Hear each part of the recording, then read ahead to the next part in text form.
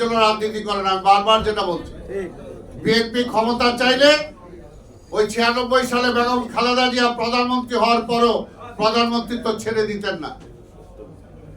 যদি বিএনপি ক্ষমতায় চাইতো এই 5ই আগস্টের পরও তাহলে বিএনপির নেতৃত্বে আন্দোলনকারী সকল রাজনৈতিক দল এবং ছাত্রদেরকে নিয়ে তাহলে জাতীয় সরকার সেদিনই হইতে পারত। কিন্তু বিএনপি সেটা চায় না। বিএনপি চায় জনগণের ভোটের মাধ্যমেই জনগণ ডিসাইড করবে বিএনপি ক্ষমতায় যাবে না কে যাবে। আরে ভাই, এখনো বুঝেন না এই দেশে দুইটা ধারা, একটা হলো ভারতীয় আধিপত্যবাদের পক্ষে, আরেকটা হলো বাংলাদেশের জাতীয়তাবাদের পক্ষে, স্বাধীনতার পক্ষে, গণতন্ত্রের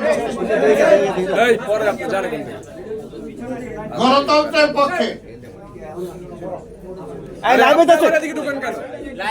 আমরা অনেক লড়াই সংগ্রাম করে, অনেক ত্যাগ তিতিক্ষার পরে আজকে অসংখ্য নেতা কর্মী আমাদের শহীদ হয়েছে। আমরা কিন্তু সেই কথা বলছি না।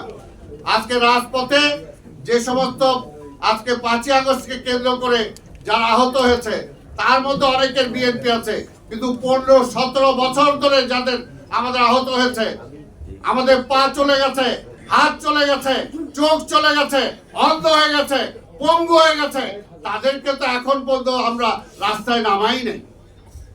কারণ আমরা এই সরকারকে বিব্রত করতে চাই না। আমরা চাই এই সরকার ভালোভাবে একটা নির্বাচন দিয়ে জনপ্রতিনিধিদের হাতে রাষ্ট্র ব্যবস্থা পরিচালনা করার দায়িত্ব দেয়। এবং তার আগে সংস্কার করতে হবে। করেন, কারে দিয়ে সংস্কার করবেন? কারে দিয়ে করবেন? যে খায়রুল হক এই সংবিধানকে ছিন্নভিন্ন করে হাসিনাকে স্বৈরাচার বানাইলো, ওই খায়রুল হক কই? ধরছেন? এখনো তো ধরেন নাই খায়রুল হকরে।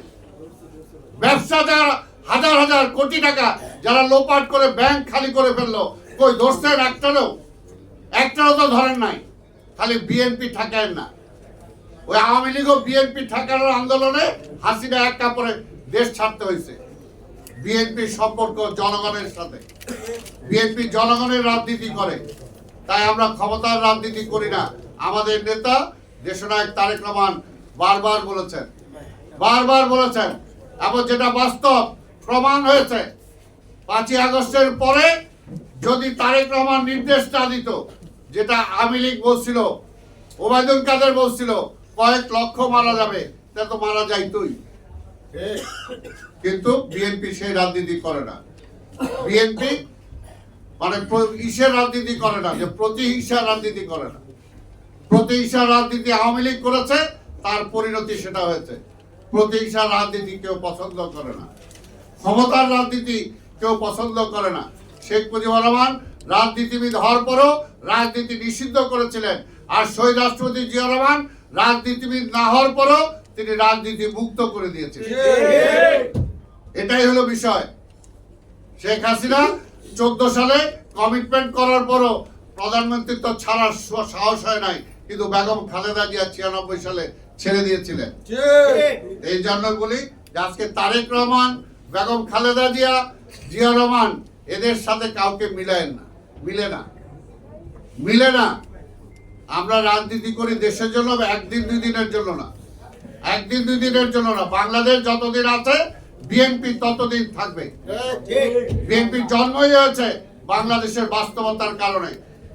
আওয়ামী লীগ ব্যর্থ হয়েছে বলেই বিএনপির জন্ম হয়েছে। শেখ মুজিব ব্যর্থ হয়েছিল বলেই জিয়া রহমানের আবির্ভাব হয়েছিল। জোর করে হয় নাই কেউ। তাই আজকের বাস্তবতা হলো, আজকে দেশটাকে যে ট্রাফিক জ্যামে ফেলায় দিচ্ছেন, এটা থেকে উত্তরণের একটাই পথ, ওই আওয়ামী দুঃশাসনের যারা সহযোগী ছিল তাদের কাঁধের থেকে হাতটা সরান, কাজটা বিএনপির হাতেই রাখেন পুরোপুরি। তাহলেই দেখবেন যে সব সমস্যার সমাধান হবে। আমরা এই দেশে অরাজকতা চাই না, হটকারিতা চাই না। আমরা চাই না যে দেশটা আরেকটা খারাপের দিকে যাক। কারণ আমরা দেখেছি স্বাধীনতার পরে এই শেখ মুজিবুর রহমান এই রেসকোর্সে দাঁড়ায় বলছিল 3 বছর কিছু দিতে পারবো না, মানে মানুষও অ্যাকসেপ্ট করে নিছিল যেমনি আপনারা বলতেছেন সময় চাই পাবলিক রাজি আছে, কিন্তু শেখ মুজিবুর রহমান 3 বছরে কিছু দিতে পারে নাই, দিছিল দুর্ভিক্ষ দিছিল, আর্মিকে শেষ করার জন্য রক্ষী বাহিনী সৃষ্টি করছিল, শিক্ষা প্রতিষ্ঠানগুলোকে শেষ করার জন্য নকলের ছড়াছড়ি করে দিয়েছিল।